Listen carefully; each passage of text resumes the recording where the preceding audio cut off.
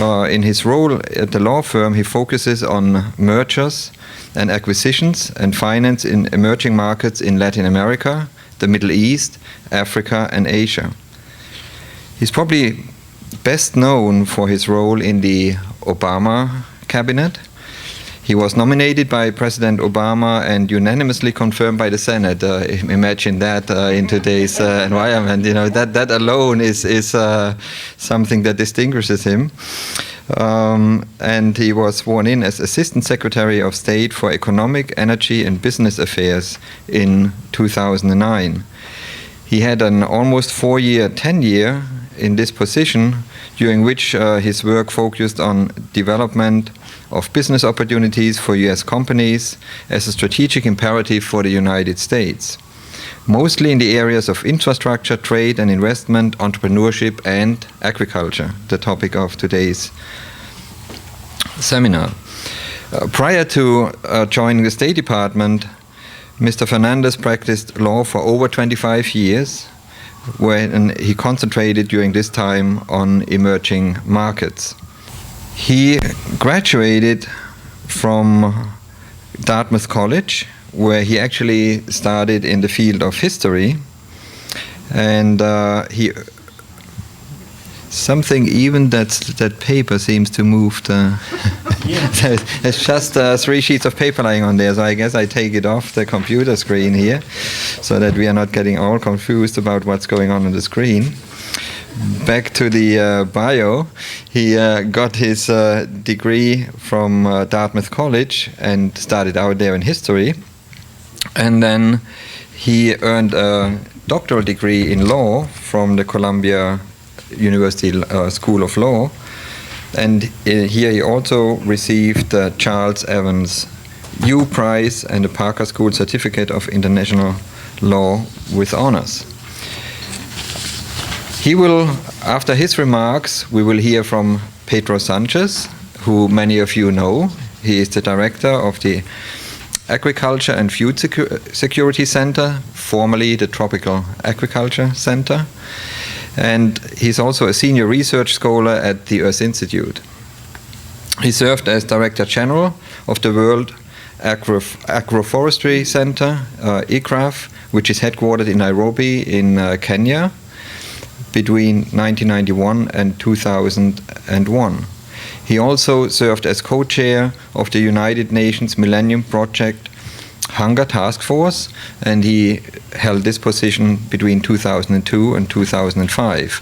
And finally, he was the director of the Millennium Villages Project. Many of you have heard about that project, between 2004 and 2010. Before coming to Columbia, Pedro held positions as in soil science and forestry at North Carolina State University. I think he's still a professor emeritus there. And he was leading the tropical soils research program there.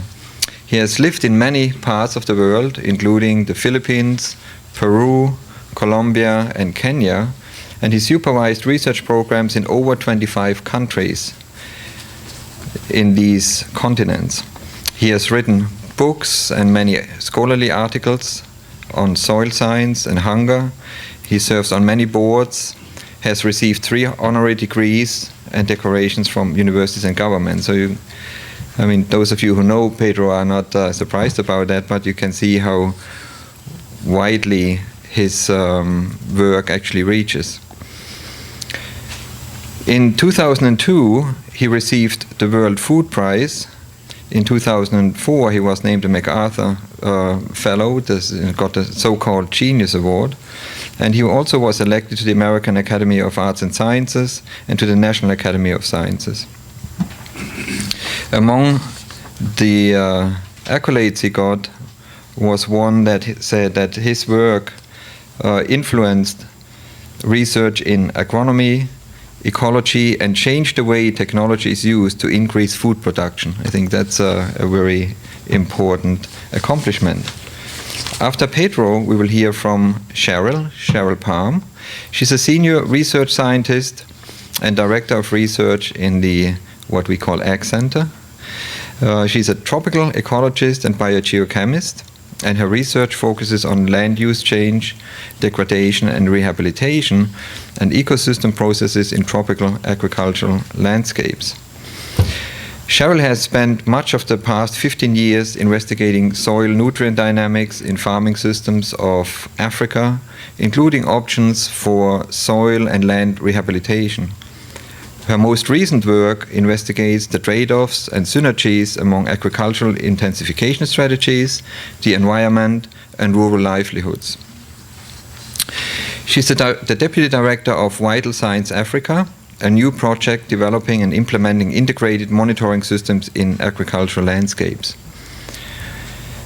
Cheryl received her PhD in soil science from North Carolina State University after she completed her bachelor's and master's degrees in zoology at the University of California, Davis.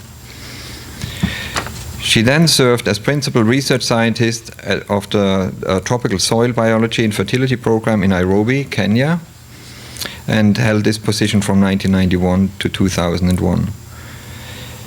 Overall, she served on many faculties, including North Carolina State Universities, Colorado State University, and she spent a year as visiting scientist at the University of California, Berkeley. She's a fellow of the American Society of Agronomists and served as chair of the International Nitrogen Initiative between 2008 and 2011. So please welcome our speakers, and I would like to ask Jose to the podium to introduce the session.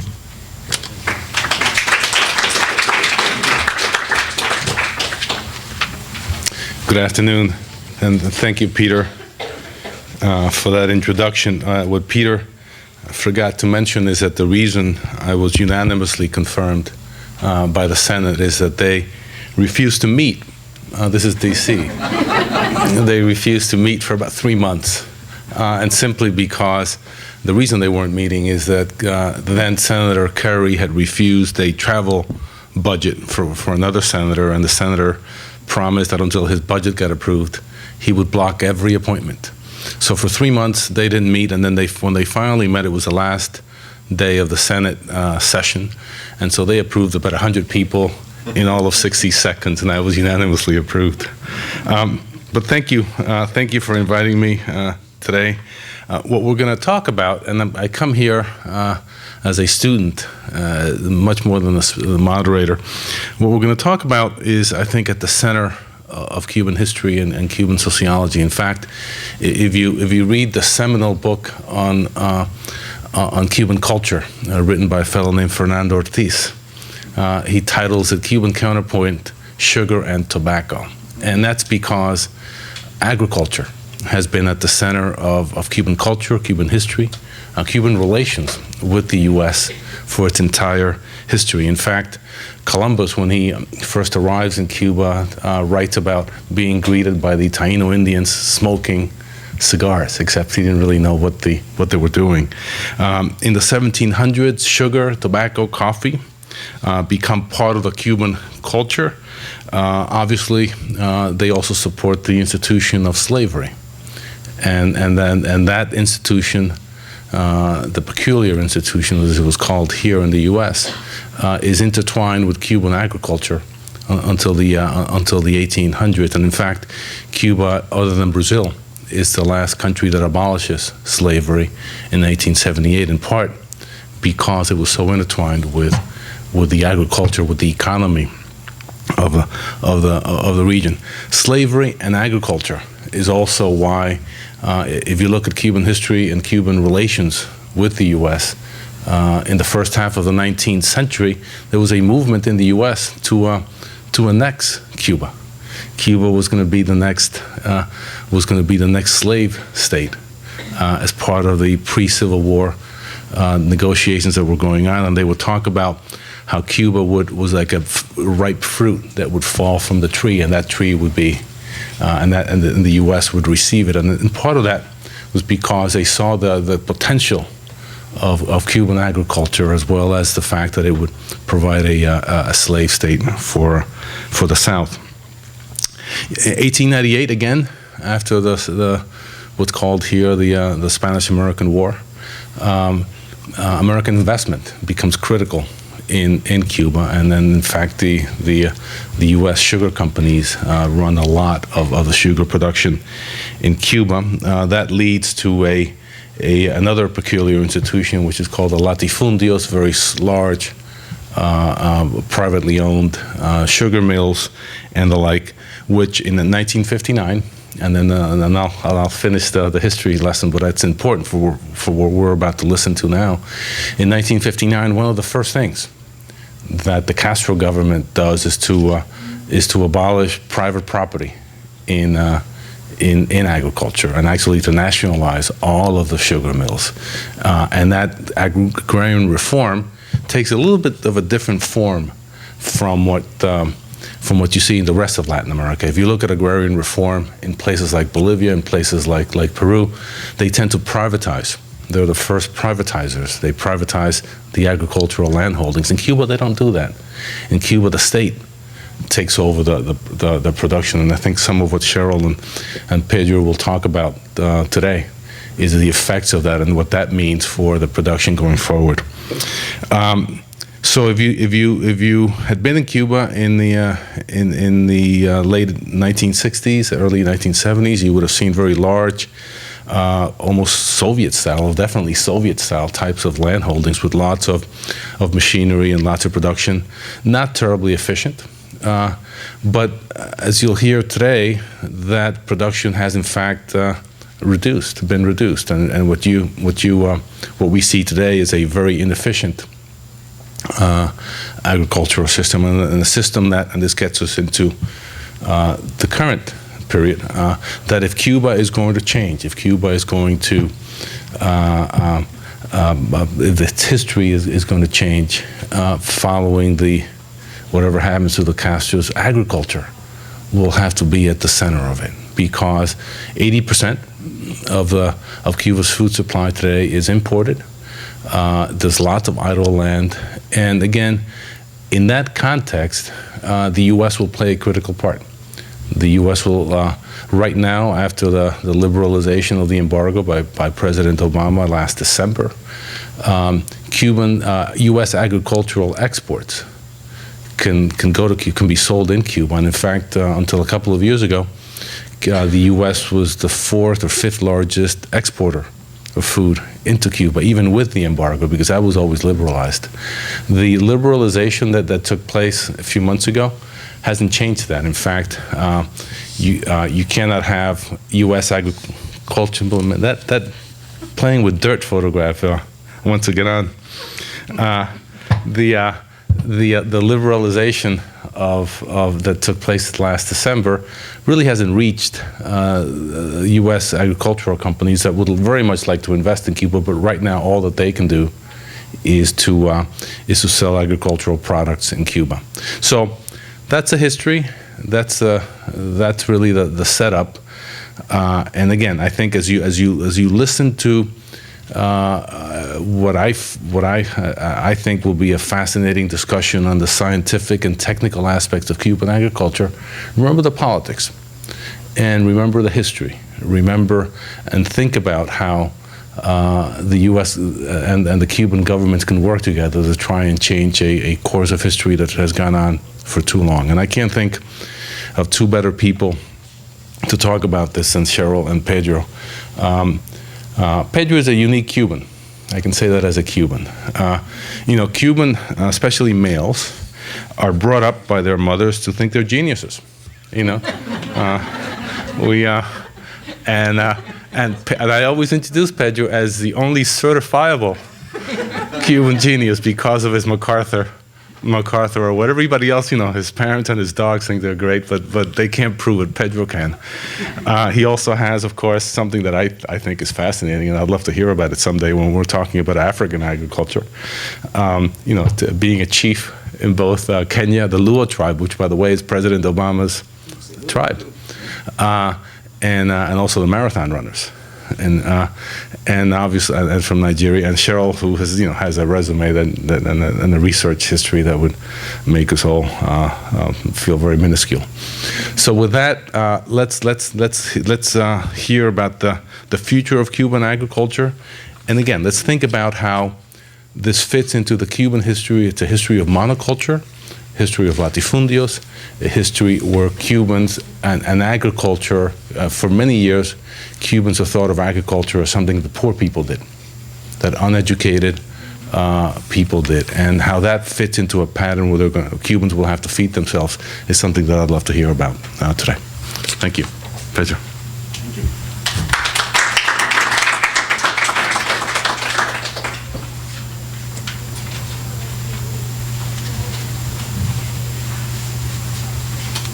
Much, Jose. I'd like to add on this culture thing that Cuban and American psyches are actually very close. Baseball is a main unifying factor. And since I was a kid, I was rooting for the New York Yankees.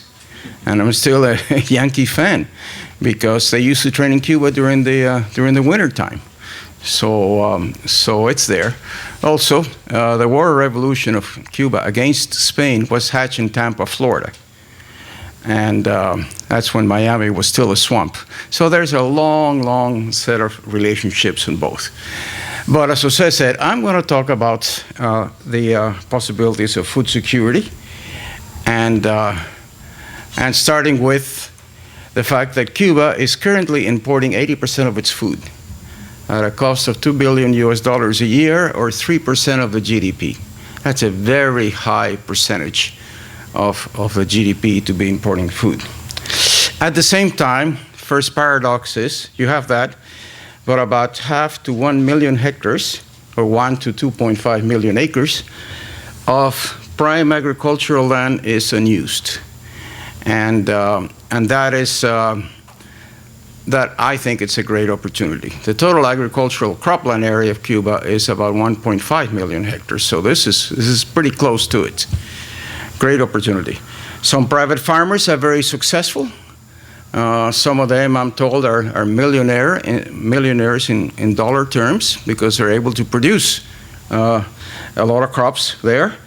And on the other hand, there's very little interest in farming by the high school graduates because, in true Soviet fashion, many years ago, the rural areas were cleared out of people and everybody was resettled in towns or cities. This was seen in Tanzania a lot and happened the same in Cuba. So there's been a real disconnect especially between the youth and agriculture. We need to make agriculture attractive, sexy, and good business. Also, Cuban scientists are very poorly paid. My colleagues there with similar levels of training are earning about $40 a month. That's a problem. Where I'm coming from, well, my father had a lot of great influence on me. He was an agronomist, and he had a business of a Chilean nitrate fertilizers, and that took me because I wanted to travel with him all over the island. And as a little toddler, I was already playing with dirt, and I keep playing with dirt. And I must say, I'm very well paid to be playing with dirt. But that's sort of the background. I left Cuba after finishing high school to go to university, to go to Cornell University here. We had a farm there in Caimito, what is called now Artemisa province, 54 hectares, or about 110, 120 acres. Very good soils, Matanzas clay. That was our farmhouse. That was my dad on the side. He was exporting avocados monthly to the United States as Sanchez brand, and I'm also what I see over there with a grain legume, with a legume ground cover is what we call now agroforestry. I had no idea about that then, but he was able to get different varieties so they would produce fruits every month. We also grew 3 crops of potatoes a year, not on the same piece of land, but different pieces of land, and they were exported to Venezuela for some odd reason. And the winter in Cuba is a little cold. No, it doesn't freeze or anything like, but temperatures drop, and then you can grow winter vegetables like like cabbages, broccoli, and stuff like that under irrigator. That's my baby brother, 11 years younger than me. Of course, he's considerably older now. So one of the things we try to do this time is to figure out whether we could locate the farm. So I Google Earthed it the best I could, but boy, things had changed a lot. Roads and this and that. I wasn't really sure. So the day after we arrived, Cheryl and I arrived, our friends from the Soil Science Institute already not only had Google Earthed it, but also using GPS and so on in what we thought was a farm. And I was totally disconcerted. I couldn't really see anything until I remembered that we had a big well. And one of the old-fashioned wells surrounded by stones, not a tube well. So I said, hey, has anybody seen a well around here? I said, oh, yeah, here, coming in. There it was. So yeah. This is part of now the half to 1 million hectares of abandoned high-quality farmland. As you see, not much is growing there. Thank goodness, there's a cover. There's a cover of guinea grass and some fruit trees, so the land is not really being compacted or degenerated. But one of the things I saw, was so pleased to see this, as what my father was doing. He introduces mango, what's called super Haydn in English, but it's super high. And he introduced it on our farm and produces enormous mangoes, like about this much. And one mango can feed a family. And you can see the little tree that needs buttresses and so on. So I was very glad to see that still going. When we came there last May, our first official day was in the Ministry of Agriculture, where we talk about ideas that we have and listen to their plans and basically started the conversation. The lady in the center is a lady of research, the head of research for the Ministry of Agriculture. The one to the left of her is former ambassador to North Korea. That must have been a drag. But anyway, but each ministry has its diplomatic advisors to it, and the other ones are our colleagues with the other one. Anyway, Havana has improved tremendously since I was there 20 years ago during this so-called special period. And this basically encapsulates that. The buildings are being rebuilt, and the cars, the old 1950 cars, are being rebuilt too, painted with diesel engines on them, and in beautiful shape. Before, they used to be the old, incredible junk piles. Going to Malecon, the main, the sea wall of Havana, you see things going very, very well. There are many tourists here, but they're mostly Cubans, and the Morro Castle in the back, which is legendary from Spanish day. The University of Havana is actually the second oldest university in this hemisphere, older than Columbia, but just younger than Harvard. And guess what? It has an alma mater just like the one we have over there. And I made a little research on that and found out, who copied who? Well, the Cubans copied Columbia University. That's what happened. A bunch of Cuban architects came here towards the end of the 1800s and saw alma mater there and decided to copy it. And so there she is in Cuba, but the Cuban alma mater is a bit more tropical. She is bare-breasted, and the lady who posed for this was the grandmother of one of my classmates. So there's a lot of connection there. Anyway, but perhaps the most important thing is the connection and the friendship I built with Cuban scientists throughout my visits back there in 1975, in 1985, in 1994, and seeing them in all sorts of international conferences and so on. Among them is Dr. Olegario Muñiz, who was in the same high school I was. He stayed in Cuba. He's an excellent soil chemist and president of the Cuban Society of Soil Science, and there he was introducing me a big talk I had to give in this meeting that Cheryl and I went in. here's a talk, I'm down there saying something and talking about Africa and the fact that Africans have cell phones all over the place. Cuba has very limited cell phone coverage, incredibly obsolete. And it's really difficult not to be around with internet communications for a while. But hopefully that is getting a bit better now. Some of my other friends, Alberto Fernandez, he's a couple of years older than I am, and he is a top soil taxonomist in Cuba, international standing. We were in a soil pit there, and somebody said, boy, that's about 150 years of soil expertise between the two of us. But good friends. And then another one is Rafael Villegas to my left, who is actually my counterpart now. He is a top scientist, a member of the Cuban Academy of Sciences, and has very good political nose. So he and I are trying to make this idea happen.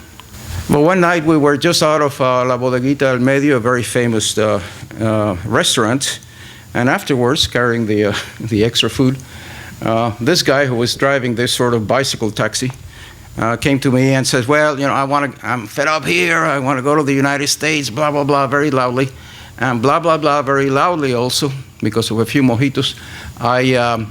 I started telling him, hey, don't think that everything is hunky-dory in the United States. There are a lot of issues and all that. And Cheryl was getting very upset because both of us were talking rather loudly. And there was a policeman here, and you see the wheel of his motorcycle. So she was saying, watch out, you know, there's a policeman here and all that. And we kept going. And finally, it was a time for us to look for a taxi, and we're trying to figure it out. The policeman came and says, I'll get you a taxi with my cell phone. So that would have been absolutely impossible 20 years ago, or any of this other time. We would have both been put in jail and never seen of each other again. It's this opening now that is just transformational. And I think you cannot stop it anymore. It has happened, and people are excited. Oh, this is since the Obama-Castro joint statement of almost a year ago. People are very excited about it. You have American flags all over the place, or in your T-shirts and all that. Nobody cares.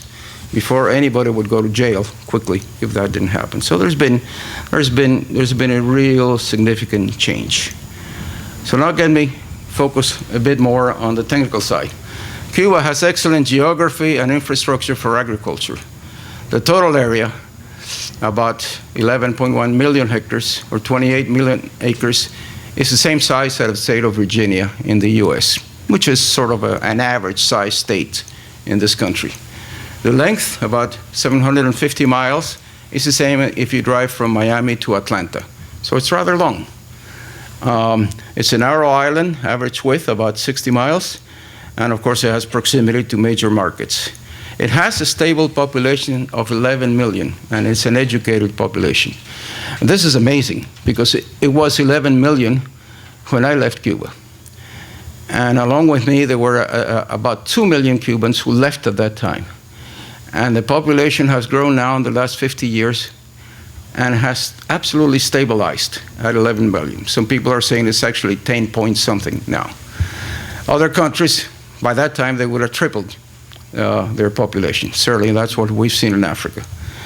And this is an educated population because the schooling is very, very good, and so is public health. Biophysically, it's a piece of mostly flat land, to undulating, but mainly very flat, uplifted limestone from the ocean, which makes the soils very fertile. And you have 3 mountain ranges in between. They're rather small. And in my opinion, it is the best rainfall regime of the tropics. It's called the subhumid tropics, where you have a 6-month rainy season and a 6-month dry season. To me, that is the optimum of different rainfall regimes that you could have.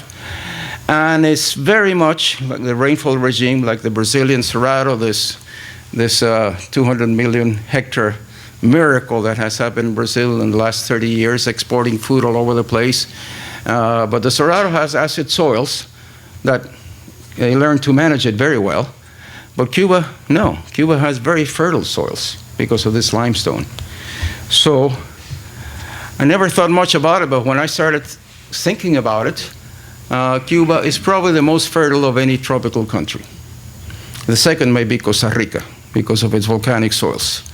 And it has three main soils, and I won't bore you with the details, but each one is quite good, quite fertile, and has very few infertile soils.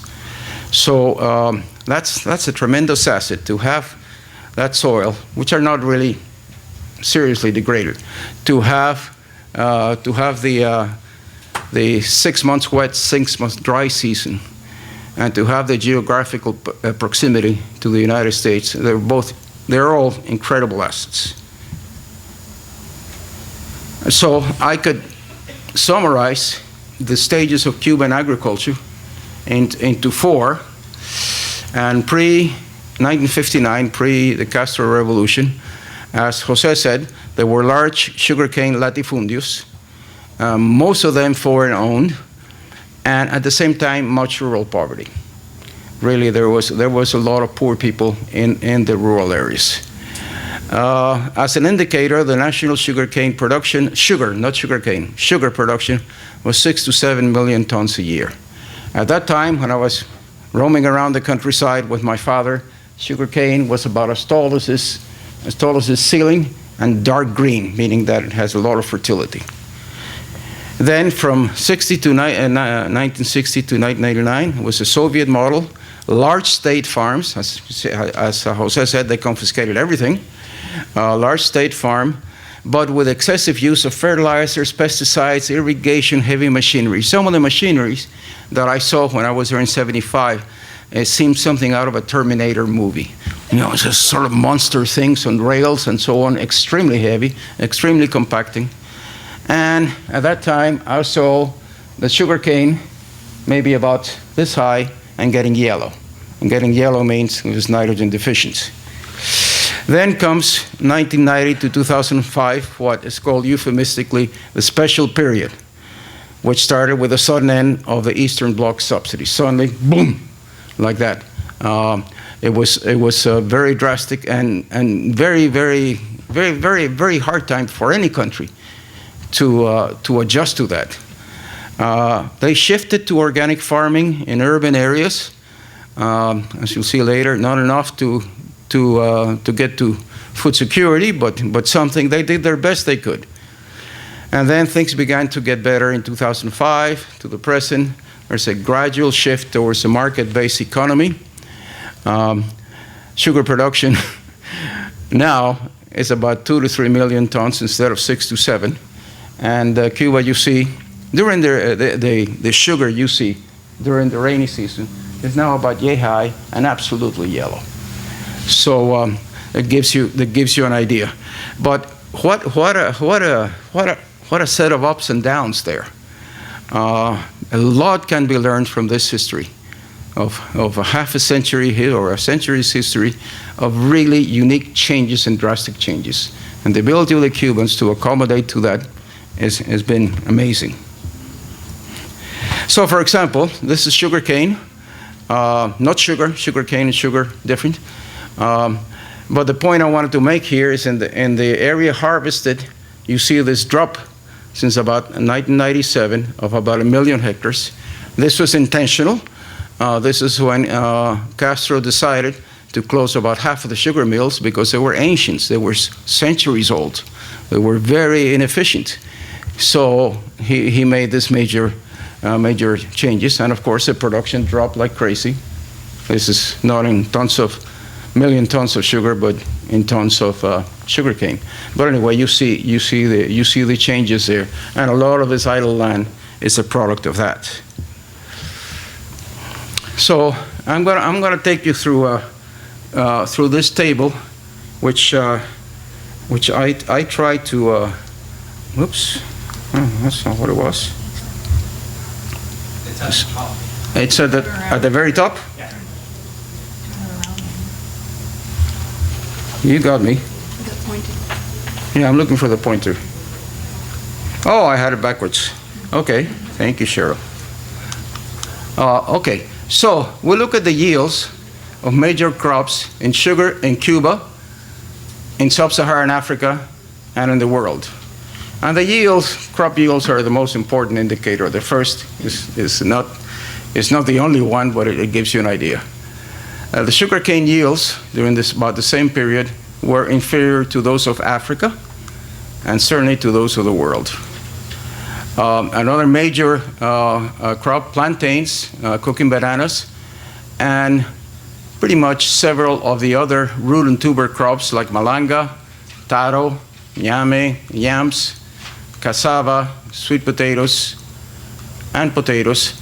Most of them were above or nearby the, let's say, the world average or the national average. Cassava, which is very important, is much lower, but more or less like that. Then corn, about exactly like the African average, which is very bad, but certainly way below the world average. And potatoes, very well in potatoes. Beans, very good, fantastic production of beans, but unfortunately there is not enough acreage of it. And even tobacco and coffee, some two very, very distinctive exports, are below the African or the world average. So for example, beans, and these are basically black beans. The staple food of Cuba is rice and beans, basically. And you see that there's been a very important increase in yields in the last few years. That's very laudable. The area harvested also increased, and production also increased in the last few years. And I want you to remember this data here at about 130,000 tons of beans. But one thing that my colleagues, when I presented this slide, did not put together is production and importation. This 80% of the food that it's imported. So I put this together using their data from FAO and ONE, the Oficina Nacional de Estadística, the National Statistics Office, and just put them together. Wheat is 100% imported, and that, up to now, it's the way it has to be, because wheat is a temperate region crop and doesn't tolerate high temperatures. Up to now, there's a change coming on that, but up to now, that makes perfect sense. But 68% of the corn, 72% of the beans, even though the yields were high, about half the rice, and about 1/3 of the fresh milk, and 1/3 of the beef, and 80% of the poultry was imported. This is the stuff that has been imported, and it's just for a tropical country to import this much corn, or beans, or rice, and certainly poultry and fresh milk it's not a good thing. I was asked by a senator, well, how about agricultural imports from the US? So I looked it up. The bottom line is, as of 2012, 2011, it was only 18% of the imports came from the United States. And most of them soybeans, and poultry meat, and corn, and animal feed. Wheat, they must be getting it from Canada, and so on. But anyway, they're still, because the law permitted importation, and that's good. Now, urban organic agriculture is very interesting, because for me, with more of an African inclination now, I'm totally opposed to organic farming there, because the soils are depleted of nutrients, and that means that you cannot grow even the organic things. But what I saw here, with very fertile soils, very different, and a lot of labor, and including having ceiling protecting against insects and so on, very high inputs. Organic agriculture has been, I think, very nice in the urban areas. This is another urban area next to what used to be the country club of Havana, next to where Castro lives in this area. So all of a sudden you have this thing. And this is all very nice, but the problem is that what is being produced are mainly vegetables and condiments. And that doesn't fill anybody's belly. So it's not tackling the fundamental things of producing corn, rice, beans, and so on. Although beans could grow in a situation like this very well. So there's a lot of hype about organic agriculture. I got some data, and the total amount is something like 3,000 to 9,000 hectares, depending who's counting, but it's only 0.2 or 0.6% of the harvested area. So it's still too small to take care of things. But it's good, and they do it very professionally, and I have no qualms about organic agriculture if you're starting from fertile soils like they have. The question is, can it be extrapolated to most? So, in summary, I would say, focus first on increasing food production and make it available for all Cubans all the time. And with the current 80% importation, there are delays, there are snafus, there are logistic snafus, and sometimes there are very serious food shortages in specific areas. Need a real national food security program. That's one of the things we'll be talking with him when Cheryl and I go there next week, a week from Friday. With the fact that more than 50% of the rice, maize, beans, and poultry meat, and 1/3 of the milk and beef is imported, these are the things that you should focus on. There's no problem with what we call the viandas, the root and tuber crops like cassava and yams and potatoes. They're all doing very, very well. So this half a million to 1 million hectares certainly can be put into cultivation. This is extensification in terms of expanding the area under crops, but most of the extensification in other countries comes at the price of deforestation of new areas. In this case, it's all there, totally agricultural with good infrastructure about it, rural electrification and so on.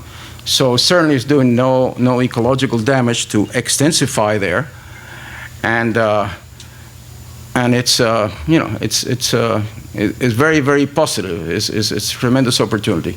There is a weed called marabou that came from Africa somehow, and it's an invasive species and can be a major problem. It really takes over places, and this is the way it looks. So, but where there's a problem, there is a solution. And the solution that I heard about there, I haven't seen any data on this, but is that some companies are exporting the charcoal from marabou as a very high quality charcoal for barbecues. And well, you can imagine if you get a high quality charcoal like this available in the American market, there might be a lot of takers. And you put a good Cuban brand and good brand development and marketing, it could be. And at the same time, get rid of this gradually. But it's a major problem, but I think this one has a solution. Other conclusions now going into sustainable intensification. That means increasing yields per hectare without messing up the environment. So I think for sure, even on existing land, it can be done to reach at least a world average yields with improved varieties, hybrids, or GMOs. They have no policy on agricultural GMOs, but they use a lot of GMOs in their medical biotechnology industry. So I hope they learn from that and not get into any of the hang-ups that some countries have against GMOs. And you need higher mineral, organic fertilization, better agronomy, and better agriculture. Another thing that is really lacking is a modern seed systems. Where do you go and buy seeds in Cuba? Where do you go there? Well, right now you go to a central place, and it's as I understand it, in very bad shape. It hasn't changed very much. They have they are not using modern germplasm from the CGIAR centers, or let's say from Embrapa in Brazil and places like that. And that is, if there's going to be a sustainable agriculture, you cannot do it without an effective seed production system. And they should produce, it should be done in a way that you have higher yields with less water, less fertilizer, and less greenhouse gas emission. Climate change is already a big issue there, because it's getting more and more droughts. And sea level rise. So both the sea level rise and increasing in droughts is going to make things different. In terms of agriculture, the main thing for droughts is to have more drought-tolerant varieties, or varieties that are that harvest in a shorter period of time, so you can avoid some of the droughts. A major new crop could be soybeans. That for I don't know what reason, they don't grow much soybean. Actually, there's no data on how much soybeans grow. And it's good for direct consumption, 35% protein. It's excellent for animal feed, like pork and chickens and monogastrics like us. And so you don't normally, in countries like this, during the rainy season, what you see is corn, soybeans, just like we do here in the Midwest. But if you go to Brazil, that's what you see. And you don't see corn either, or maize. It's been an unintentionally neglected crop. And I don't know why.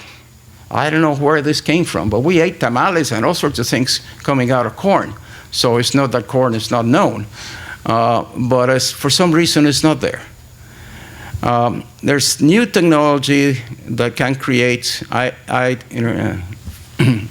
internet technology based on base jobs to help agriculture.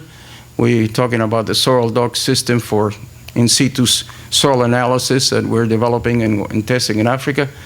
But it has an Android tablet. So for those people, I don't think there are enough in Cuba yet who are really hooked up to their machines because of the poor internet connections. But this would make people who have that ability, young people, to work in agriculture. This is what we're trying in Africa.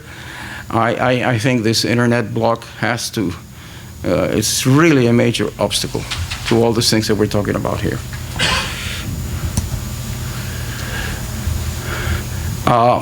During the special period, desperate for trying to get nutrients other than fertilizers, because they couldn't import fertilizers, Cuban scientists developed a bunch of biofertilizers that are very, very interesting.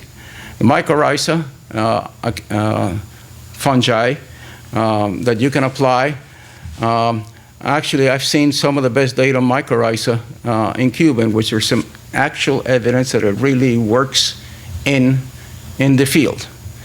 But now they have inoculations of nitrogen-fixing bacteria, something called phosphorina, which is another bacteria that is added to rock phosphate to dissolve it, etc. I haven't seen any scientific evidence of those two, and I just want to make sure that that what they say it's really valid. But in the case of mycorrhiza, I'm convinced. Have a legume, just good agronomy. Have a legume in every rotation. Improve organic agriculture and rural conventional agriculture. Both systems can coexist and help each other. Pastures with tropical legumes can be used to grow more milk and beef without resorting to field lots. And then if that's the case, grass-fed beef can be a new export of Cuba. As more people here in this country are getting, want to have grass-fed beef, which is certainly better for your health than feedlot-based beef. And as the world gets richer, it will demand more high-quality niche products.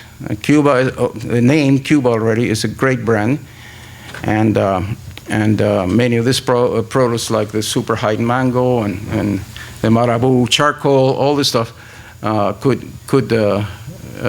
produce if well marketed. And again, we need a new generation of young internet-savvy farmers. Now, I think this is No.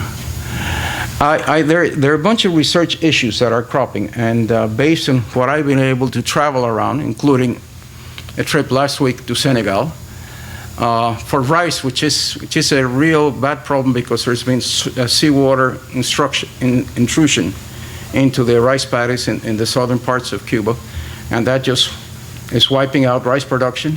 They do those paddies without a drainage system, which is a tremendous error, and therefore everything is stuck.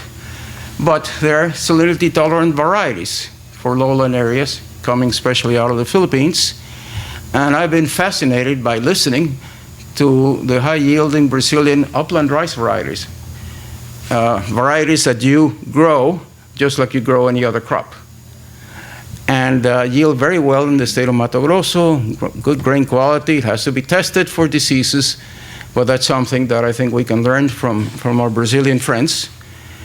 On beans, we have to see all these different germplasm centers, and only for beans that are black. They have a black seed coat, and when they're cooked, they're still black. That's what we like. But I've seen climbing beans in the eastern Congo. Instead of having a little bean plant here, what you have is you put a stick and you increase your yield tremendously, and that could be done. And as I mentioned before, try greens in these urban organic farms because the screen protectors and all that would help with insects. Cassava, there's a lot of cassava is doing very well, but it should be processed into starch, and there are actually some high vitamin A cassava nows. And the most interesting of all these crazy ideas is wheat. ICARDA, the International Center for Research in Arid Areas, based in Aleppo, Syria, and of course I had to get out of there, but they're working every place they can.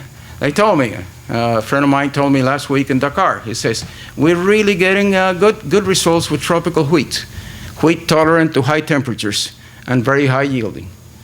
Well, that's something to try, because nobody's going to stop Cubans from eating bread. Cuban bread is in itself a brand. And the same thing with other tropical countries. Wheat is one of the things you really have to import. So this could be very exciting. Grass legume pastures, yeah. Artisanal fishing in non-protected area. Cuba has some beautifully protected areas off the coast that must be kept at all cost.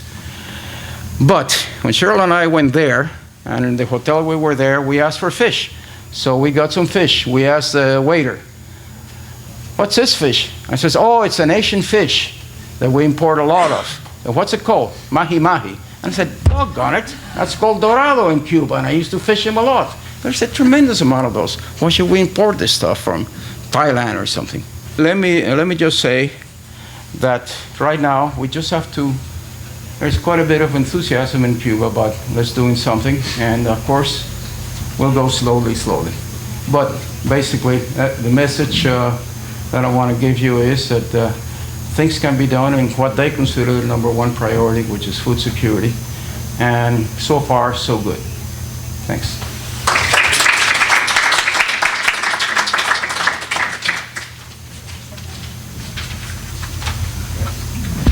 Okay, I'll just be spending a few minutes so we can have a discussion. And I don't have nice pictures like Pedro did, so I'm glad he pulled out some pictures. But I just want to bring up 4 points that I think are really important as people think forward. The very first one is this whole participation and planning, and you alluded to it. We have to keep in mind what's happened over the last 100, 200 years, and particularly the last 50 years. There is interest in real dialogue with U.S. scientists about agriculture, about food security, about organic agriculture or other kinds. So there are real opportunities for research and then higher level discussions also. One key thing is that the research scientists, graduate students we talk to in Cuba, they're afraid of English. It wasn't encouraged, so very few really speak English. They'll read it technically. They're afraid to write, and so there are very few scientific publications. And I think that's a real opportunity to think how to have partnerships between students to really help learn English and not be afraid of it in writing. So I'll just bring up a few ideas about how research and exchange of students and ideas could be really exciting. And I think that is one that is desperately needed for them to move forward with their research. The other one I want to talk about is the organic agriculture, and there are lots of books and great things, and you'll talk to people, well, Cuba's feeding themselves organically. And you read it in headlines and stuff like that. But if you look at the numbers that Pedro put up there, it's not the case. And that's not to mean it's not working. It is working, and I think they have, out of necessity, developed some really, really interesting and unique, I would call it biological agriculture. It's organic, but it's also just biological that could be used even with fertilizers, a lot of these techniques. And I think the challenge is how to intensify, as Pedro said, and extensify for more food production. There needs to be some way to see how the two can be meshed and work together. I don't think anything could ever be all organic and feed Cuba or the world, as a lot of papers document now, but we certainly don't want to go back to the days when Russia was dumping a lot of inappropriate fertilizers and too much. And so how do you get agricultural intensification without just going to the too much fertilizer? And I think the Cuban scientists are very excited about how to use what they've developed to scale it up, but also to think how it can be linked with increasing fertilizer use, and they recognize that's critical. So I think there are lots of exciting research opportunities in that sense. I'm going to challenge Pedro a little bit in the whole thing about increasing yields of many of those crops, including corn. I would like to suggest that maybe having Cuba not focus so much on increasing staple crop productions would usually have low prices that are always decreasing. All right, that's what happened with staple crops. And so is that the way to get to food security? Or can they really focus on many of these more diversified crops and diversified cropping systems, agroforestry in particular, where you bring in tree crops, which are the native habitat of Cuba, are trees. All right? And so how do you use tree crops combined with row crops and things like that? There's all sorts of ways to do it, and I think Cuba could be a perfect example of how to move forward as they think about intensifying agriculture. You produce tree products that are much more valuable per unit than is maize, than is rice. And they have high value, high export value. So I think this is part of the participatory planning. I think economists, both microeconomists and macroeconomists and policy economists, really need to work with the Cuban colleagues to really analyze this before people just go out and looking at the staple crops. I think it's a real interesting thing. And my last point is, people have talked about conservation and sustainable development or sustainable agriculture since I was a student. And you never really see very good examples. One wins and one loses usually. And I think this is a really unique opportunity to see how these forests, there's a fantastic project with the Nature Conservancy. They've been working in Cuba for the last 20 years. Helping protect reefs, marine resources, forests. So Cuba, for the Caribbean, has the highest area of protected marine areas, forests, rivers, watersheds, and things like that. So as Pedro said, how can that be maintained at the same time you increase agricultural production? And I think there are some exciting ways to think that through, and it is a real opportunity for sustainable development, where people have the education. We're working in Africa, and there's not the human capacity. There's certainly the human capacity in Cuba to think through these issues and think of a way forward where you can have conservation and sustainable agriculture at the same time. So those are my challenges, and I look forward to questions. I believe we're supposed to sit over here for a few minutes.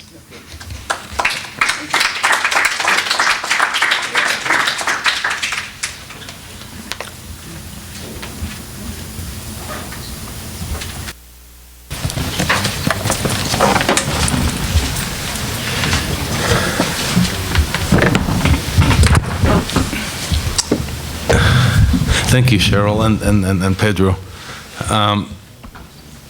So it's interesting, Cheryl, because in 5 minutes you packed a lot of a lot of questions there that I think that some of which are much better articulated than I would have been. But when I was at the State Department, one of the things that we talked about a lot was food security. Not so much, obviously not with Cuba, but with Africa.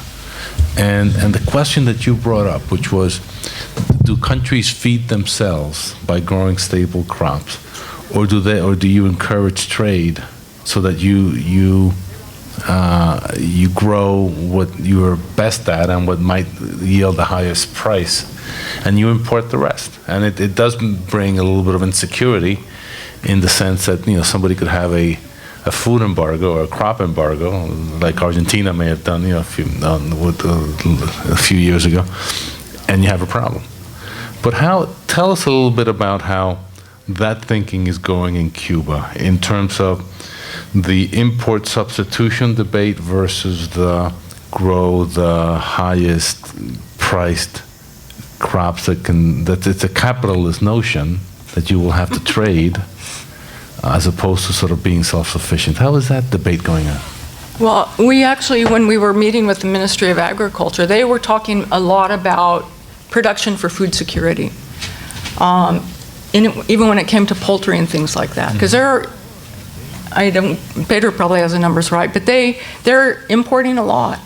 And even eggs, they're not producing enough eggs and things like that.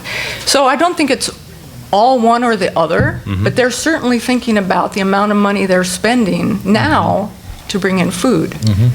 And so I think that's where I said you need policy experts, macroeconomists, trade people to really think that through. Again, I don't think it should be all or none, because you do have these problems. If there's a bad year, if there is an embargo, if the price of oil goes way up and the price of maize and rice just skyrockets again. But I think a thorough analysis before would be useful, and I think they're really thinking about that thing. But the tropical fruits, I don't know about exports, Pedro, if you looked into that. But I mean, I was in a market just recently, and there were small mangoes, and I just happened to say, oh, we should get some big Cuban mangoes, and it became a huge discussion with all the people around the mangoes in some Stop and Shop. So they were very interested. Oh, when can we buy Cuban mangoes? So they're already thinking about it. So. Well, I think, Jose, one thing that we felt lacking in the different meetings and the different visits to fields that we did is economists. Yeah. They're not around. They're not around. It seems to be a totally separate discipline, and economics in agriculture is absolutely essential. So I think they've been just trying to grow more and more and more without looking at things like prices and markets and so on. And on the other hand, they're excellent academic economists at the University of Havana and so on, but they don't have real contact with what's going on with the farmers. So I think part of the thing we would like to promote there is the inclusion of agricultural economists, macroeconomists as well, beyond agriculture, into all these food security issues. It's a unique situation. I haven't seen any other country that the economists are just not around. Right. And something you didn't talk about in your work in Africa that's critical as well, which is the constraint to growth that infrastructure places. I mean, things such as cold storage facilities, transportation. Talk a little bit about how the thinking there and what you've seen in terms of the needs for infrastructure in Cuban agriculture. Yeah, I think already Cuba is in much better shape than most of African countries. Certainly when I was growing up, the railroads and the road infrastructures were there. We understand that the main highway now doesn't extend all the way. The real big superhighway doesn't extend all the way to the end of the eastern provinces. So I'm sure it's worth to go. And tell you more about we have this trip plan that our colleagues are planning, which will just go all over Cuba. So and they have to do a job there because you need special permission and so on in the government. I'll tell you more about it. But what I've seen near Havana is very good infrastructure. Very good infrastructure. And the new roads are well planned. The fact that they're getting the port of Havana out of the city of Havana. Havana has been primarily a port. It has a very nice, very nice bay, protected and so on.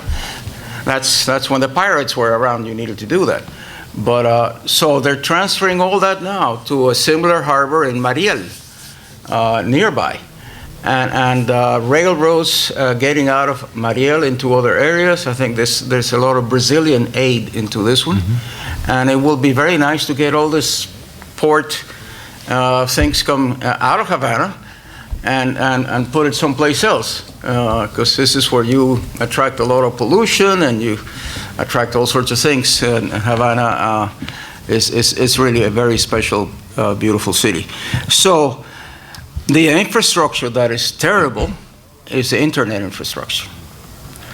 And I keep telling them, listen, if you're afraid, I mean politically afraid because you have the internet, you're gonna create all sorts of things. Look at the Chinese. The Chinese have some of the best internet I've seen around, perfectly available. But they do put some nasty controls there if you don't want this or other ones. Well, do the same thing. I don't think you want to encourage that. Well, I cannot say that in front of them. But what have you found in terms of spoilage? Going back to for example, in a place like India, 50% of the produce doesn't make it from the farm to the market. Do you have that in Cuba? We didn't see anything like that. Yeah, so the other thing I'd just like to add is electricity, which is essential for cold storage, all sorts of things. It's all over. So rural electrification was very, very successful. The problem is now the cost of electricity, of energy in Cuba is just so high, people aren't using it. Because I said, oh, it's dark, people don't have lights. They said, no, they have them, they just can't afford to pay for them. And you don't see tractors anywhere. You don't see mechanization. It's all hand labor. And so until there's some way to bring down the price of energy, agricultural intensification will be extremely difficult. It's amazingly labor intensive right now. We saw horse and buggies everywhere out in the rural areas. So even though the infrastructure is there, it's not currently used because of economics, finances. There's an answer to, I mean, there's a possible solution to that, is forget about growing sugar cane for sugar and grow it for ethanol, and get your fuel from that, as Brazil did 20, 30 years ago. So former president of Brazil, Lula, came to Cuba and tried to sell that idea to Fidel Castro, and Fidel Castro said absolutely not. He said it very clearly, I will not change food into energy, because we need food, and sugar, of course, is food. So I don't think any of that's going to happen until Fidel Castro dies, because this is one of the things that they already told me, don't you dare mention anything about this, even though it's a fine idea, but it's not going to fly because of this. But the dependency now is on petroleum from Venezuela, a subsidized term. How long is that going to last? Probably not long, because Venezuela's economy is sinking very rapidly. So maybe there, well, of course, you should have more development on solar power. Certainly Cuba is a sunny place. And in some cases, in some areas, it's a windy place, so we can begin to use some of this sources of energy. But I see a big problem coming with, especially when Venezuela says, sorry, we cannot do it anymore. One last question, and then we'll open it up, from me anyway. Economics, knowledge, infrastructure, research, all that takes investment. It's either going to come from the state or it's going to come from the private sector. Given your experience in Africa, where, if you were putting together there's two tracks here. One is the technical scientific track, and you've got that covered pretty well. But how do you put the plan together for the type of investment that you're going to need in order to make the technology work? What are you seeing? What the dialogue in Cuba? Is it about getting the private sector involved, getting the ugly American companies in there, the Frankenfoods? How do you? What's the discussion like in Cuba on private sector versus state-led development in agriculture? We didn't hear much about that issue, but we were there a very, very short time. Tell you more about it when we come back. Yeah, okay. Maybe Gabriel here could help us because he's got a lot of experience. But Africa is now at a takeoff stage. And part of the reason it is that the private sector got in. Both the international private sector and then recognition of the local private sector dealers that the guy running a little bodega is a private sector person and so on. And to the point now that Africa's banks have huge liquidity. And the best, and a lot of very rapid development is going on in Africa now.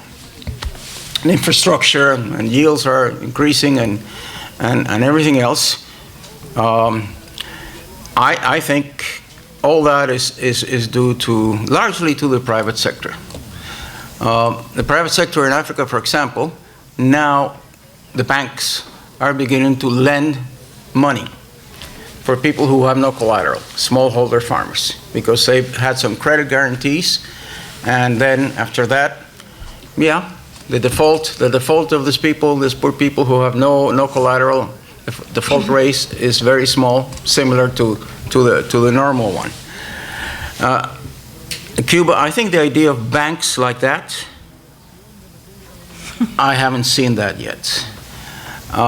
Private sector, they probably have an allergy and they will talk about Monsanto and all these things. I think there's a lot, not there yet. I mean, this is very early before we get into these issues, I feel. Yeah, just one quick thing, and then, so when we were there, they were trying to figure out, and we're talking with people about how to get loans to small-scale farmers in Cuba. So they're starting to talk about that. Good. So, yeah, Good. the beginnings are there. All right, questions? Sir. Wait for the mic. Here, you're getting one. Okay, thank you. I want to address this. My name is Alfonso Diaz. I don't know how to describe myself, but expert on mangoes. But as a consumer, I mean.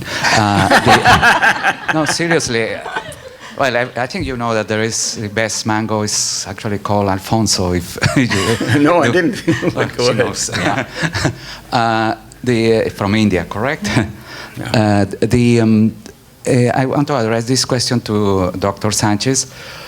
And somehow touch upon the issues raised by the other two panelists about the input of economics. I know that it might sound like too capitalist to them, and as opposed to old-fashioned economic policy, which was designed by a physician, you know, whom I'm talking about, Che.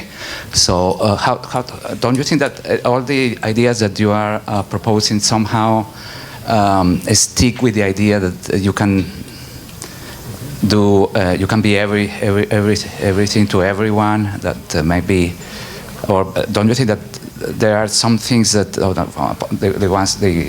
the crops and the possibilities that do touch that they might be better off by importing them and maybe concentrating in some stuff that which they are really good. Like for example, Peru for mango, and aquaculture. I suggest another panel for that. Thank you. Okay. No, I think your point, Alfonso, is very good.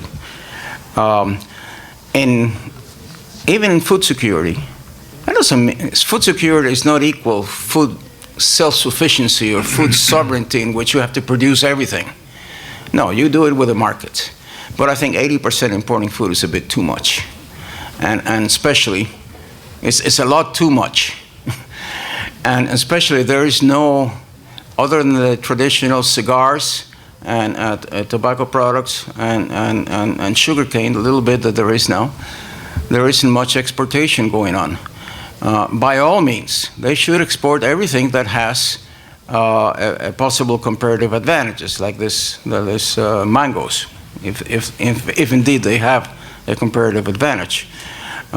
So I think that's why I'm thinking of more niche products, more products for higher levels of economic, higher levels of wealth. Still, I mean, there are countries that produce no agriculture. Singapore, it's a first world country. And that island is so small, there's no agriculture. Saudi Arabia and these Gulf states that are very rich, they have very limited agriculture, and they import everything. They export petroleum, they import everything. Singapore exports knowledge, and they import everything. But an agricultural country, I think, should take advantage of its great, enormous resource that it has. It's just like the United States, may be very advanced in just about everything, but still, this is a huge agricultural country. So I think you got to get that base, and if you don't have that base solid, especially, is so much of your land is just sitting there. The opportunity cost of that is huge, for sure. If you don't have the comparative advantage, by all means, if it's better to import than to produce, that's fine. But the issues that I'm talking about are fairly straightforward to produce. Now, there's lack of labor, and that's a big problem. But I hope it's, first, we're not talking about food sovereignty or food self-sufficiency. Those are passé terms. Those are old terms. But we're talking about people being secure to be able to get food, whichever way, by growing it or by purchasing it at the right time and enough quality and so on. And that's a problem now. Pedro, you mentioned the large amount of unused fertile land, and I think, if I have the numbers right, it was between a quarter and almost 1/2 of what is being used. Almost 1/2, yeah. And then you mentioned 80% of the food is imported. If the land that, how much is actually exported? I'm just trying to get the balance here. There are 11 million people, if I remember correctly. That's correct. So if you would use all the agricultural land, would there be enough to get the food import down to a small level? And would that be, as you mentioned, would that actually be desirable? Or how much are they exporting actually compared to the imports? Is there even anything that would be close to starting to close the balance, or are they, in such a big deficit of import versus export that the whole? I'm just trying to get sort of the budget, the big picture. Yeah. We don't have that yet, and we're having a meeting when we go there under the Cuban Academy of Sciences, in which we'll be discussing different approaches to food security and what can individual researchers bring forward, including economists. So we don't know. My gut feeling is that you could, as you said, it's almost half the land. Present agricultural land is 1.5 million hectares, and cropland, no cattle or anything else. And this unused land is, let's say, 1 million hectares. So it's getting pretty close to half. I haven't done the numbers, but I'm pretty sure that we could take care of most of the food security issues without being totally independent or anything else. Wheat, for example, unless this miracle that they told me last week works, we got to keep importing wheat. And even if that works, it's going to be many years until it's put to practice. So I don't have all the right numbers to give you the picture that you have. Hopefully, we'll have that soon. Go ahead. Two questions. One's pretty straightforward, and one's kind of a statement I'd like to see if you guys could respond to. And either Dr. Palm or Dr. Sanchez can jump in on it. Or Jose, exactly, yeah. Think about seeds. The first one is about the biofertilizers, and if the same problem of runoff applies to those as it does chemical fertilizers, and if these biofertilizers are as carbon intensive to produce as chemical fertilizers. That's the straightforward one. The second one is, we kind of have this 0.5 million hectares of blank slate land to go with, which is a really exciting opportunity. But I can also think of a lot of ways, with warming relations between the U.S. and Cuba, of how to mess that up and export bad habits, basically. And, I guess, how do you guard against a pre-1959-esque situation where most of the capital is owned by foreign entities? And how do you make sure that the energy needs that they are looking for aren't filled by American, Canadian, or Mexican oil? How do you How do you make sure that all the unsustainable ag issues aren't just exported to Cuba? Let Jose answer that last one. No, you go ahead. The first one. Go ahead. Okay. Just getting a feel for the way people are thinking there, without having talked to anybody higher than a minister. In other words, we haven't talked with the element of people close to Raúl Castro and so on. But without having talked to that, I see a sense of pride that will absolutely forestall any of those things. How far it goes, no. But and I think we can say this as Cubans. When during the Spanish-American War, where the United States took Puerto Rico and the Philippines from Spain, they didn't dare to take Cuba because Cubans were ready to fight back, even though it were totally, it wasn't that good of freedom. But Cubans are a little bit harder and very proud. And at this point, I can't conceive of them succumbing to being another Puerto Rico or anything close to that. I think they'll put some pretty strong preventions against that. That's my feeling, and it's just a feeling.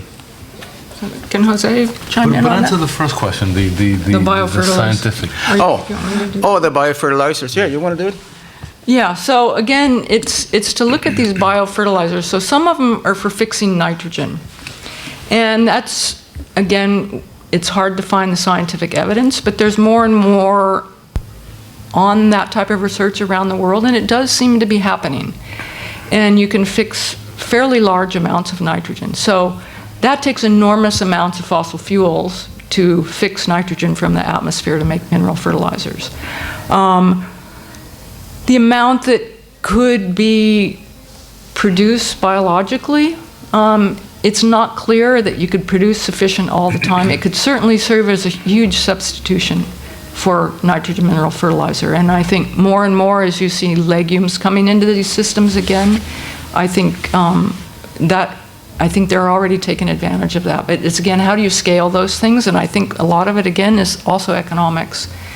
But it's certainly potential. Now, the phosphorus ones and things like that, it's only making phosphorus more available. Phosphorus, you just don't get from the air. You're going to have to bring it in somehow. Rock phosphate is allowed in organic agriculture because it's realized that you cannot grow foods with organic phosphorus sources. So, but it does make them more readily available, which helps on costs and things like that. It also can reduce pollution. But if you have a lot of nitrogen-fixing legumes, and we've had cases of this in Africa, you can fix 400 kilograms of nitrogen per hectare when you need about 100. And so that nitrogen is readily available for leaching, as is a mineral fertilizer, or for nitrous oxide emissions. So just because it's biological doesn't mean it doesn't contaminate the environment. I think you raise a great question, and that's where you need economists involved in this. Clearly, nobody wants to go back to a monoculture society where the rural sector is poor, illiterate, where there's lack of, it's basically subsistence agriculture. On the other hand, I think if I look at agriculture around the world these days, I don't think the issue is that there's too much investment. If anything, if you look at Mexico, Central America, the Dominican Republic, fairly inefficient agricultural systems, there's a great need for investment. You compare that to Brazil, state-led Embrapa, very large agricultural fields, and then that's going to be the challenge. How do you play with both of those and give the Cubans a central role in their own development at the same time? Where do you find the money? Is this, in Brazil, you've had the government taking charge of the agricultural development, but that took a long time and that took a lot of money. And the question is, where is that going to come from? That's sort of the economic central question that I think needs to get resolved. Others? We should probably. Let's have Gabriel. He knows a lot. Who? I'm sorry? We should, Oh, please. then we should probably break in about 5 minutes. All right, thanks. Personally, I think you have a unique opportunity. You have an open ear because of the grammar you master, which is the technical grammar of knowledge and know-how. What your role should be is not only to be facilitators of knowledge, but literally translators of politics, economics, and culture at the same time. These are two countries that have not spoken to each other for many years. And the way in which the message is delivered is crucial. Having worked on the issue in Cuba today, the emphasis, of course, on the one hand is on production, but the key issue is what they call, and many people call, of course, the cycle of sustainable agriculture. Key elements are missing in Cuba. To answer your question, there is no export of food, substantially. But what's the problem? The problem is that the 80% number that you gave is absolutely correct, but we don't ask the causes for that number. The causes for that number fall back into the chain. Cuba has an Artemisa, a newly created province in 2011. It's a pilot project for that. Has a storage facility called Acopio, as you know for sure. Acopio is a major problem in Cuban agriculture because it substantially centralizes production. Goods are stored in not non-optimal facilities, and then distribution gets slowed down. So Acopio is a major problem, which is being addressed in 2 pilot projects, in Artemisa and Mayabeque. And the other elements are missing in Cuba. It's distribution, it's a crucial weakness because, as Cheryl was mentioned, lack of resources. Marketing, it's a crucial issue. When we speak about exporting goods outside of Cuba, how do you actually brand a product? How do you transmit it outside of the... It's not sufficient to bring it to the Mariel. How do you bring it from the Mariel into the stores and shelves of each Walmart? Or Right. if you want to be neoliberal Walmart, if you want to be more, whatever, to another, less, let's say Whole Foods. There is no wholesale market in Cuba. And that's a crucial deficiency.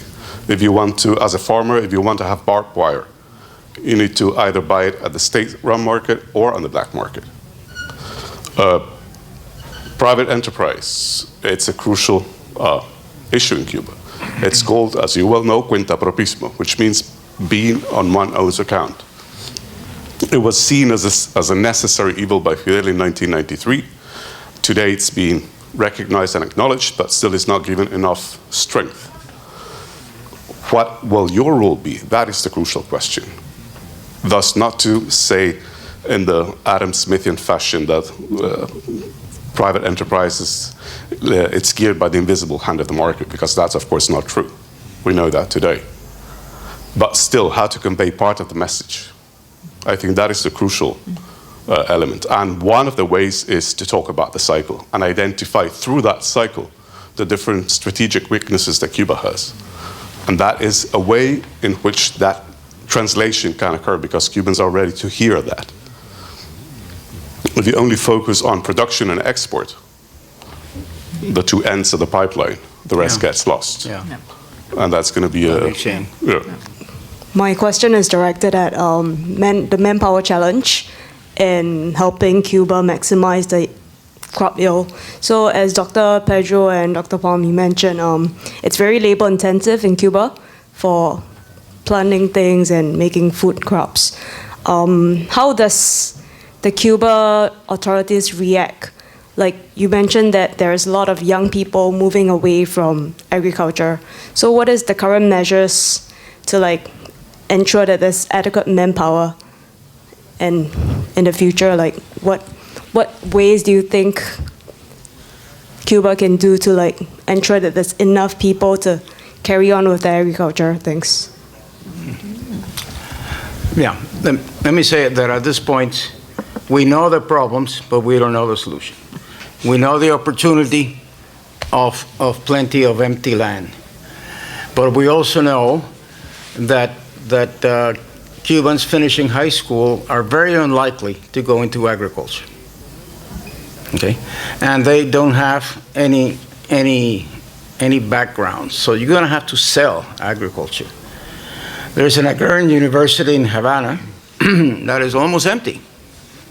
They told me there are other agrarian universities across the country that I think are in better shape, but right now, big problem is how do you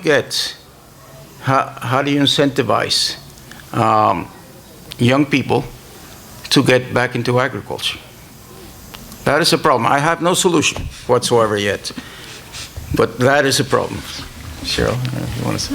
You know, the issue of manpower has been around for a long time.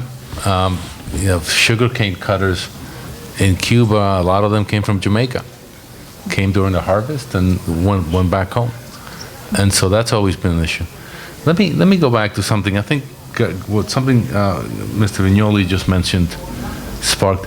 Tell us, in some ways, there's an opportunity here for U.S. universities. Mm-hmm. Oh, huge!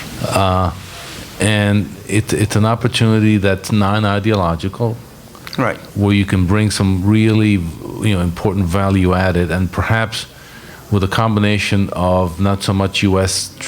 trained economists, but the example of Chile, as to talk about a comparative advantage in terms of agriculture, the example of Brazil. Is there a role here for U.S. universities, U.S. centers, either alone or together with other Latin American institutions to try and bring that knowledge? And Cubans will figure it out, but one of the things you can do is bring some of the best practices out there. Yeah, so that's why I started my points about the role of research and interchange of ideas and students. Students are the best way to get things moving, I think, and then you bring the professors in. Mm-hmm. But so I do think that's a huge role, and I think it's a very exciting role. And so Colombia has a series of global centers. And one of their purposes is to actually help dialogue happen in an academic situation where it's not a political, but it's to get dialogue going on topics such as those. How do you get a market system going in a place that doesn't have markets, basically, and things like that, where it's ideas and experiences. You bring in people from Chile or people like that. So I do think Colombia, and they've asked, Colombia said, yeah, let's go ahead and talk about agriculture, not a Colombia Global Center yet, but start talking about agriculture. And I think we should really try to take advantage of it. And when we're there, I think we could ask them what kinds of seminars or discussions they'd like to have. And I think that's an excellent opportunity, especially with young people involved, to start learning new ideas that they haven't been exposed to. If I may piggyback, because it's just on your topic, your two home institutions have affiliations with the University of La Habana. Columbia University, together with Dartmouth and another 7 Ivy League colleges and universities, has an intensive study in La Habana program in the spring and the fall for undergrads at this level. Yeah. I'm going to lead new school graduate students in the summer of next year. And ILAS here at Columbia has grants for Cuban scholars to come and work for an entire semester on their own research projects, which is crucial because that way you're fostering exchange at the undergraduate level and at the senior academic level. This should, of course, be fostering even more. I mean, I was just thinking, putting on my government hat now, there's an opportunity here to bring together, to do something you might not be able to do back in Cuba, but I know that Colombia has economists here. You know, you can We know a bring few. you can bring in those economists together with a bunch of the you know, pointy-headed scientists and figure out on the agricultural sector. Please. My question actually relates very well to the previous subject of getting youth in, or young people or high school graduates back into agriculture. And the one thing I noticed as a former STEM science and technology teacher here, and then my experience this summer operationalizing a UAV program, is the use of technology in agriculture, so ICT for ag. And I was curious as to how you guys anticipate the role of technology in Cuba, particularly in the agriculture sector, but also what sort of model you think Cuba will follow. Will it be like sub-Saharan Africa, where it went through the feature phone and then to the smartphone, or will it follow perhaps more of a Burma perspective where it just leapfrogged straight to the smartphone?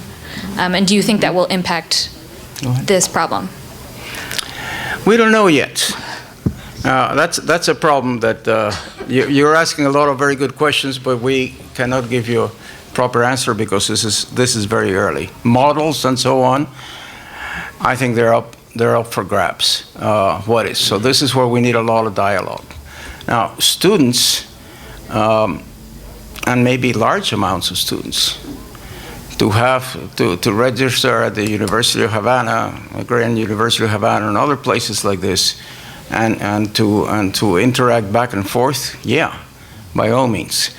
What we have to make sure is that students speak Spanish, because that is the language. So other than that, everything else goes. But we don't want to get into a situation like during the 60s. There were a bunch of students who were there to help cut sugarcane, and this sort of things. What we want is students to share their knowledge, and the knowledge that is badly needed. And Cuban people are very eager to learn. So I think there's a lot of opportunities to teach and learn together. And we, in this country, we have a lot to learn from Cuba in terms of how to handle major crises and how you get up to your bootstraps, literally, and solve some of these problems. So the social capital in Cuba, I think, is very high. And so is the human capital, the social capital in terms of people getting together, and so on. I think it's very high. So we'll see. I wish I could answer all these questions now. Can I just add, one of the reasons you can't answer it is that, remember, it takes two to salsa. Okay, so you have, for example, and this is something we worked on when I was in government, you have an opening of the telecom sector. You know, right now Verizon can set up a shop in Cuba, and that was done purposely. It was done, focusing on communications, getting the Cubans out of this wall that had been built, right? But it requires the Cuban government to say to a Verizon, come and set up, and that hasn't happened yet. So far, you've had, and this is sometimes this is lost in the rumble. You have a one-way monologue in terms of opening up. Somebody has to let Verizon in. Somebody has to let Microsoft in, and that has to happen. And so a lot of the answer to your question, most of the will not come from the Verizons of the world or the Washingtons of the world. Will come from the Cubans themselves. And what will Cubans let? What kind of technology will they want? What will they allow? And that's an open question. Any other questions? On the role of academia in all these questions that have been raised, you mentioned that Cuba is a well-educated country. So does it mean that some of the more recent disciplines or quasi-disciplines that are very relevant to some of the problems have not yet developed, that the education is mainly in a more traditional disciplinary sense, or what is missing to make sure that these things are sort of more aligned, which then would actually facilitate an easier exchange between, students and academics from other countries? Again, Peter, I don't know. Maybe Gabriel can help because he has been around. One thing that certainly is lacking in Cuba is IT knowledge, the latest technologies in everything but biochemicals and biomedicine. What is very interesting in Cuba is that they have found their own innovation. Green medicine, green energy. It's an experimental site unique to the world. So it's about, again, managing to articulate a dialogue between these two different scholarships. Both are very valid. And of course, Cuban scholarship, being state-centered, is much more structured. Marxist-Leninism was taught until the early 2000s. And the way in which problems are conceived academically is different. You create a problem and you find a solution to that problem. The way in which the problem is articulated conceptually is already pre-given. It's an a priori. Here you're taught to read the text, identify your own problem within the text, and then discuss it in a seminar style. The way in which the classes themselves are given is different, and thus the type of knowledge that is produced is different. There's a question back there. I thought I was there. Sorry. I was giving signals. Somebody has a question back here. Hello.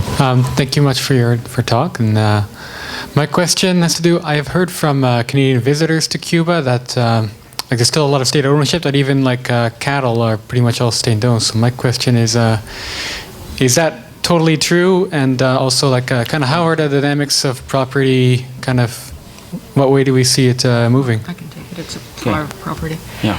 So there has been some relaxation of all state ownership, and it's somewhat nuanced. So there are some parcels of land that farmers can farm for themselves. I wouldn't say it's what we would call private property, but it is for them to use. And then there's a lot more in terms of cooperatives, where groups of farmers are given land, again given for their use. And so it's moving away from just the whole state farm, but it's not in the sense of private property. And a lot of agricultural reform requires clarity in what can be done with the land and how that land can be used, particularly if it's going to be used sustainably. People need to have clarity in what their use rights are for those. Maybe anybody else have? Just a question from a technical point of view. Do you see a difference in how the private farms approach agriculture and choosing which crops to grow versus the state-owned larger farms? Is there a difference? It's a huge difference, and I haven't spoken to a private farmer in Cuba yet, Okay. and I would like to ask him that kind of question. But supposedly the system is that you're allocated a certain amount of output that you're supposed to produce. Mm-hmm. And if you produce more than that, that's fine. You can sell whatever you want. But who makes the decision on which crops where? I'm not sure it's the private farmers. I think it's the state. So that in itself, it's a problem. But I think there'll be a long-term growth into this. Mm-hmm. And it's not going to be the, let's say, the Brazilian or American model of decision making. It'll be something a little bit more constrained, and with time, it may get to it. So the thing is, what advantages can we take up, those who are interested in food security, what advantages can we take from the state system? Mm-hmm. and what changes should be made? So it's, I'm sorry about all this, I don't know answers to the questions, but I mean, you got to be honest, we're just beginning. And you know, and I think there's a role here. I mean, I would, if I were in your shoes, if I were in the Earth Institute, I'd bring some Cubans here and put them together with a bunch of people and put them in a room for a couple of days. Yeah. It'd be fun. That we could do. Yeah. Any other questions? Sir. I'm going to be a bit, how could I put it, play the Cassandra.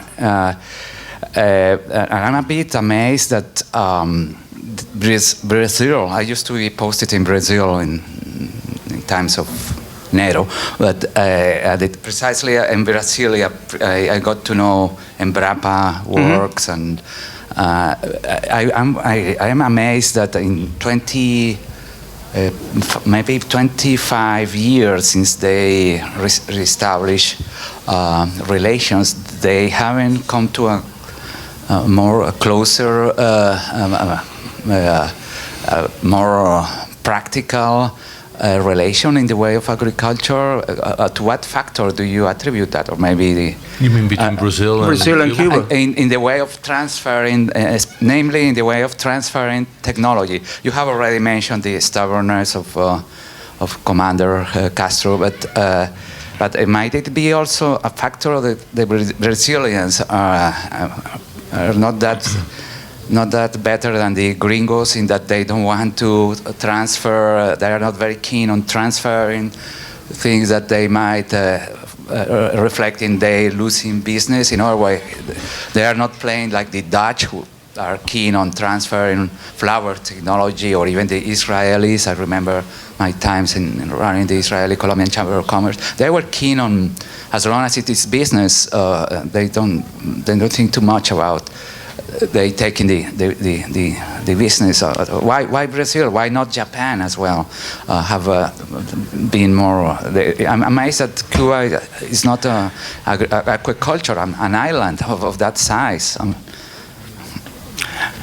Well, let me just. I work a lot in Brazil, and I don't think the Brazilian psyche is one that we're gonna go and help Cuba get out of there and transfer our technology. That's not the way they are. That's not their makeup. It's not that they want to keep things for themselves either, but the aggressiveness,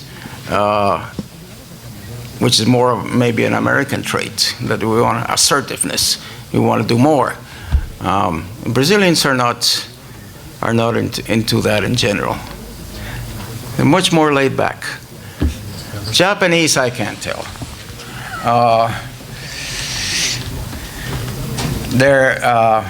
I don't know. You may ask about the Chinese now, and maybe there's more possibilities there.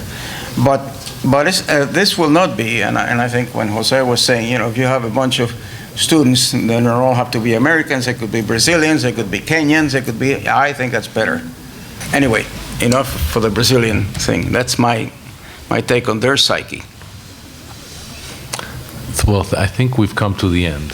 Thank you so much, and I for one, as a Cuban American, I'm delighted that we have Pedro and Cheryl involved in this, because these folks can help a lot. So thank you, both of you, for what you do. Thank you.